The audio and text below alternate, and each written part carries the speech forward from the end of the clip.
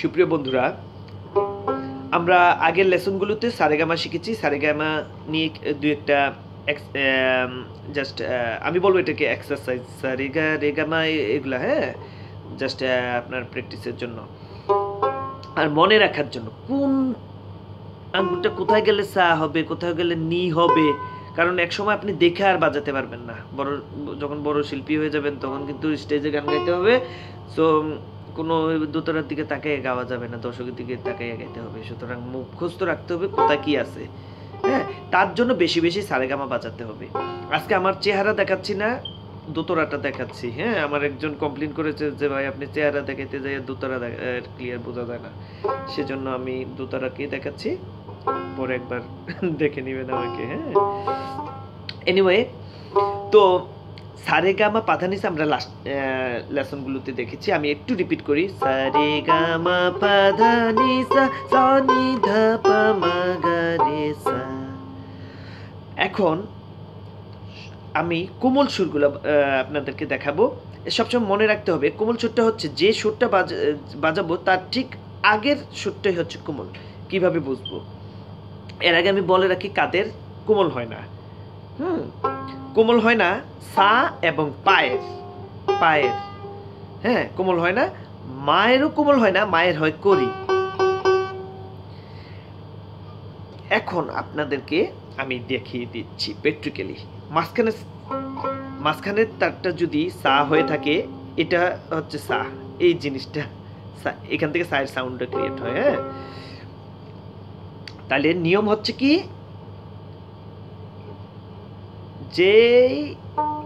যেটা কোমলটা বের করব, যেমন রে রে সা রে, রের কোমল হচ্ছে সা এবং রের মাঝখানের অংশটা।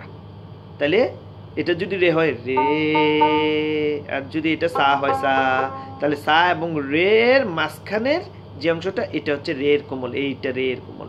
তার মানে সা রে, রে সুরটা একটু নরম হবে, ওই যে রাগ বাজায় এই টাইপের আর কি, বুঝছেন? একটু রেটা,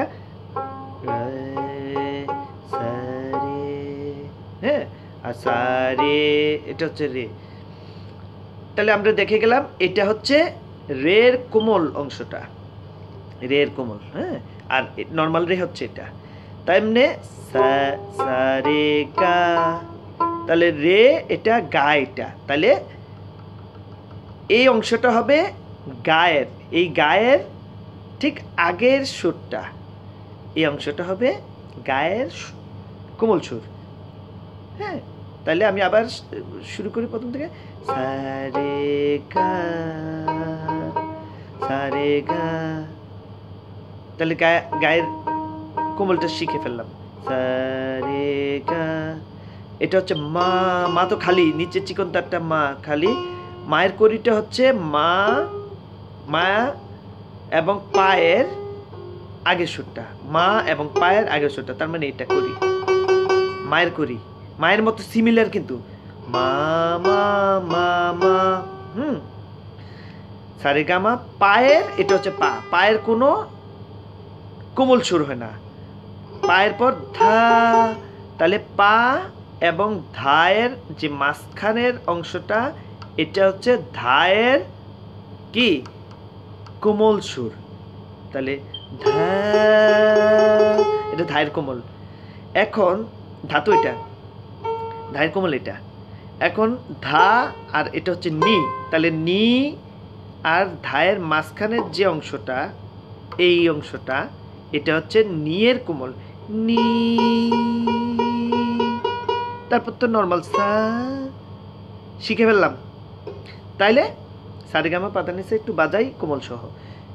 সা রে গা মা পা ধা নি সা, সা নি ধা পা মা গা রে সা, সা রে গা মা পা ধা নি সা, সা নি ধা পা মা গা রে সা। শিখে ফেললেন কিন্তু। সো আর কোনো চিন্তার কোনো কারণ নাই। যদিও বলে কোমল নি ধরতে হবে, তাহলে কোমল নি, এটা যদিও হয় নি তাহলে কোমল নি এটা, যদি বলে কোমল পা ধরতে হবে, বলবেন যে কোমল পা নাই। তাহলে রে কোমল রে ধরতে হবে রে এর আগেরটা রে, কোমল গা ধরতে হবে গায়ের আগেরটা গা, মায়ের করি ধরতে হবে মা এবং পায়ের মাঝখানের অংশটা মা, মায়ের করি।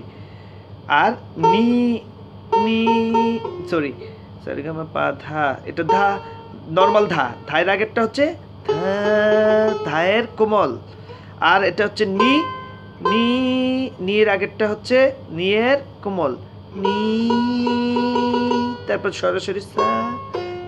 তাহলে আশা করি মনে থাকবে। আবারও বললাম সারেগামা পা কোমল ধা কোমল নি সা, সা কোমল নি কোমল ধা, পায়ের কোমল নাই মায়ের করি সারে গা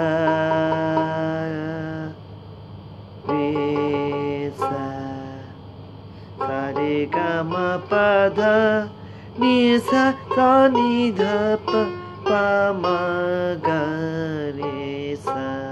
আশা করি ব্যাপারটা আপনাদের ক্লিয়ার হয়েছে। হ্যাঁ, যেমন ইয়ে খুব ইম্পর্টেন্ট কিন্তু আপনার ইয়েটা, আপনার কোমল সুরটা। যেমন আপনাকে একটা জিনিস দেখাই, একটু ক্লাসিক্যাল টাইপের, মানে কিছু কিছু গানে কোমল সুর খুব ইম্পর্টেন্ট থাকে।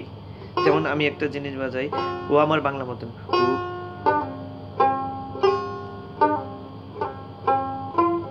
ও আমার বাংলা মাতুর, এখানে কিন্তু আমি কোমল কথা নি কোমল ধাটা ইউজ করছি। ও আমার বাংলা মাতুর আকুল করা, আকুলের মধ্যেও কিন্তু কোমলটা ইউজ হয়েছে ধাটা। আকুল করা রূপের সুধায় হৃদয় আমার যা জড়িয়ে, তাই জড়িয়ে, ও আমার বাংলা মাতুর।